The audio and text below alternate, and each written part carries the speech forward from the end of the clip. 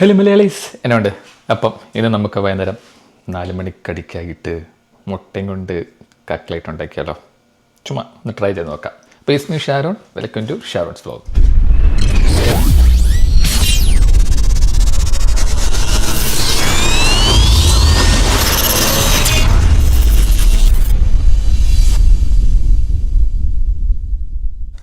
ആദ്യ സ്റ്റേജ് എന്ന നിലയിൽ നമ്മൾ ഉരുളക്കിഴങ്ങും മുട്ടയും അത് നമുക്കൊന്ന് പുഴുങ്ങിയെടുക്കണം കേട്ടോ. അതിന് മുമ്പ് ആദ്യം ഇതിൻ്റെ തൊലി പൊളിച്ച് കളയണം.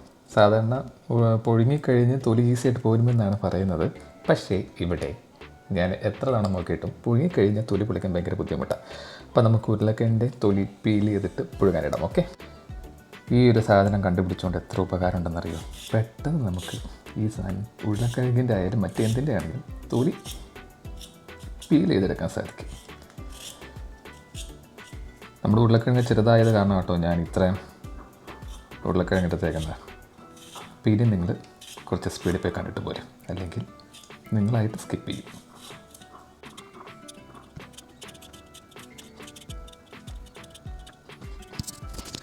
അങ്ങനെ നമ്മൾ ഉരുളക്കിഴങ്ങും തൊലി പൊളിച്ചെടുത്തിട്ടുണ്ട്. ഇനി നമുക്ക് ഇവന്മാരെ പുഴുകാനിടാം. ഓക്കെ, ഇപ്പോൾ പുഴുങ്ങിക്കഴിഞ്ഞ് ബാക്കി പരിപാടിയിലേക്ക്. അങ്ങനെ നമ്മൾ മുട്ടയും ഉരുളക്കിഴങ്ങും പുഴുകാൻ വെച്ചിട്ടുണ്ട്. അപ്പോൾ നമുക്കിനി ആ സമയം കൊണ്ട് സവോളയും പച്ചമുളകും കുനുകുന എന്നറിയാം. കമാൺ. അങ്ങനെ നമ്മൾ സവോള തൊലി കളഞ്ഞെടുത്തിട്ടുണ്ട്.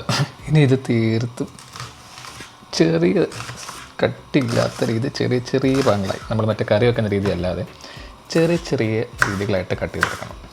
ഇതുപോലെ കണ്ടോ, ഇതുപോലെ.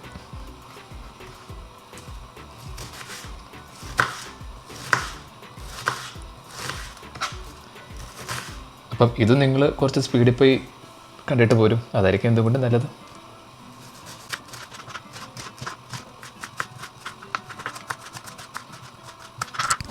അങ്ങനെ സവാള അരിഞ്ഞ് കണ്ണിൽ നിന്ന് വെള്ളം വന്നു. ഇനി നമുക്ക് പച്ചമുളക് ചെറുതായിട്ട് അരിയാം.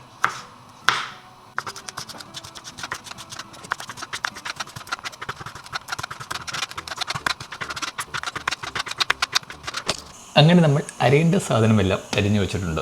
കരിവേപ്പില ഇല്ലാത്തതുകൊണ്ട് നമ്മൾ കരിവേപ്പില ഇടുന്നില്ല കേട്ടോ. കാരണം ഇവിടെ കരിവേപ്പില കിട്ടാൻ വളരെയധികം ബുദ്ധിമുട്ടാണ്.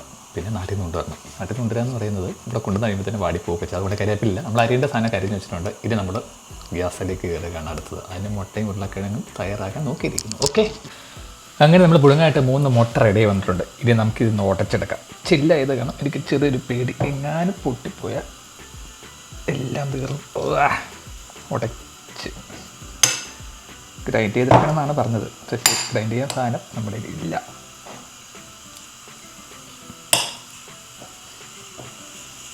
യെസ്, ഉടഞ്ഞ് കുത്തിയാൽ ഉടനെ.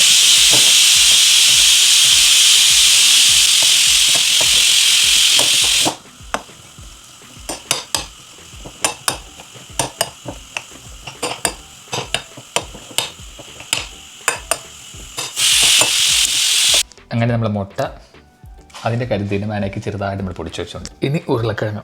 ഇതാണ് കുറച്ച് പേടിക്കേണ്ടത്. നന്നായിട്ട് വെന്തിട്ടുണ്ടെങ്കിലും ഗ്ലാസ്സിലാണ് കിടന്ന് പണിയുന്നേ.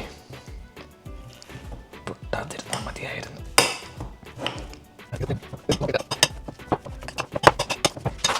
അങ്ങനെ നമ്മൾ മുട്ടയും ഉരുളക്കിഴങ്ങ് ഉടച്ചെടുത്തിട്ടുണ്ട്. അപ്പം ഇനിയാണ് ശരിക്കും അടുക്കളയ്ക്ക്, അതായത് ഗ്യാസിലേക്കുള്ള പരിപാടി.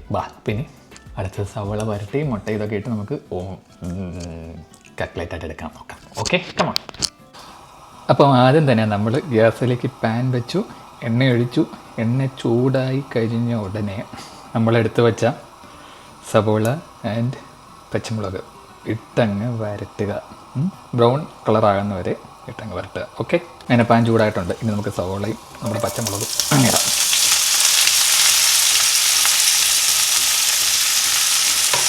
കൂടെ തന്നെ ഉപ്പ്,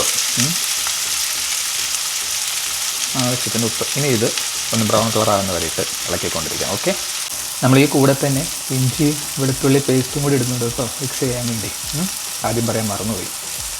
അങ്ങനെ നമ്മുടെ സവാള ഏകദേശം മൂത്ത് വന്നപ്പോൾ അതിൻ്റെ അകത്ത് മുളക് പൊടി, ഗരം മസാല, മഞ്ഞൾപ്പൊടി ആൻഡ് കുരുമുളക് പൊടി ഇത്രയും ഇട്ട് ഒന്നുകൂടി ഒന്ന് ഇളക്കിയെടുക്കണം. ഓക്കെ, അങ്ങനെ മസാലയെല്ലാം സവോള പിടിച്ച് കഴിഞ്ഞിട്ട് അതിൻ്റെ അകത്തേക്ക് നമ്മൾ നേരത്തെ ഉടച്ച് വെച്ച മുട്ടയില്ലേ ഇതെടുത്തിടുക.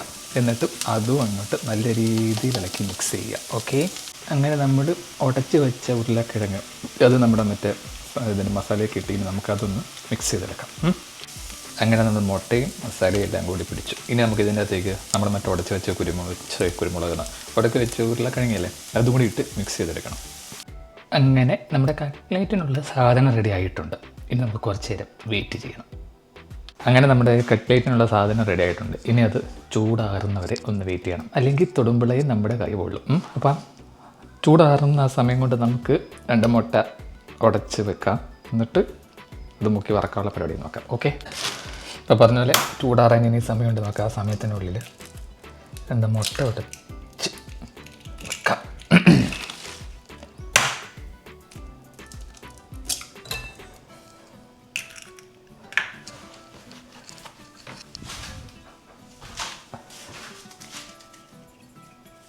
ഉപ്പാണ് ഇട്ടത്.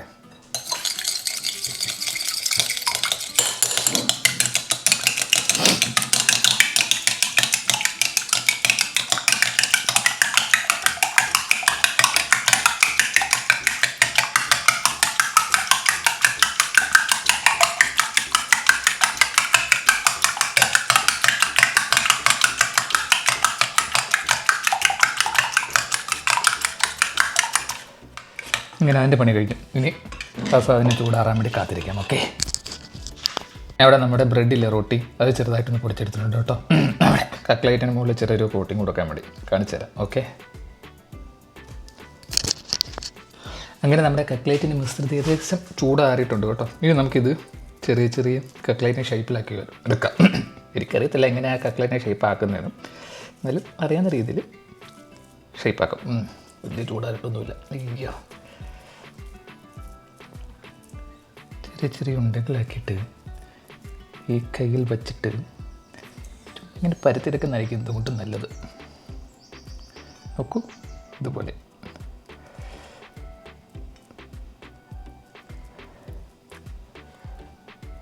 കട്ട്ലേറ്റിന് ഷേപ്പ് അറിയില്ലാത്തതുകൊണ്ടാണ്, ക്ഷമിക്കണം. ഷേപ്പ് അറിയില്ലാത്തതുകൊണ്ടല്ല, ഉണ്ടാക്കാൻ അങ്ങനെ വെച്ചിട്ട് വരുന്നില്ല എന്നൊരു ഒറ്റ കാരണം കൊണ്ടാണ്. ഓക്കെ,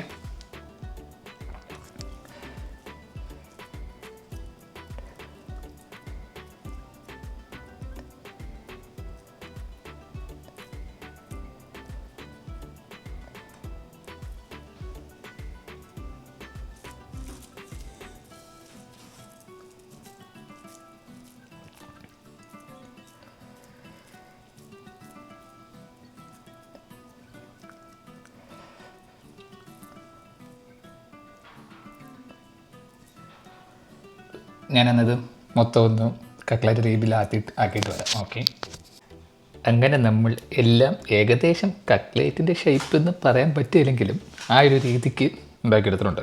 നമുക്ക് എണ്ണ ചൂടാക്കി മുട്ടയിൽ മുക്കി ബ്രെഡിൽ പുരട്ടി വറുത്തെടുക്കാം. Okay, come on guys. എണ്ണ അങ്ങനെ ഏകദേശം ചൂടായി എന്ന് തോന്നുന്നു. അപ്പോൾ ആദ്യം നമ്മൾ കട്ട്ലേറ്റ് എടുത്തു, മുട്ടയ്ക്കകത്ത് മുക്കി ഇത് നേരെ ബ്രെഡിൽ ഒരു റൗണ്ട് മുക്കിയെടുത്തു. ബ്രെഡ് അത്രയും മുങ്ങുന്നില്ല, സോ ഉള്ളത് വെച്ച് അഡ്ജസ്റ്റ് ചെയ്തിട്ട് നേരെ എണ്ണയ്ക്കകത്തേക്ക് ബാക്കി വെറുതെടുത്ത് വെച്ചെല്ലാം കഴിഞ്ഞ് കാണാം. അങ്ങനെ ആദ്യ റൗണ്ട് നമ്മൾ ഇട്ടിട്ടുണ്ട് കേട്ടോ, എന്താവും അറിയത്തില്ല, എല്ലാം ആയിക്കഴിഞ്ഞ് പറയാം. അങ്ങനെ അവസാനം നമ്മുടെ ഷേപ്പില്ലാത്ത കട്ട്ലേറ്റ് റെഡി ആയിരിക്കുകയാണ്. ഓക്കെ, അപ്പോൾ ഇത് കുഴപ്പമില്ല, കഴിച്ച് നോക്കിയിട്ട് എന്തായാലും നമുക്ക് കഴിക്കാനുള്ളത് 4 മണിക്ക് നല്ലൊരു കടിയായിരിക്കും. അപ്പം അടുത്ത വീഡിയോ വീണ്ടും കാണുന്നവരെ ഇസ്മി ഷാരൂൺ, ബൈ.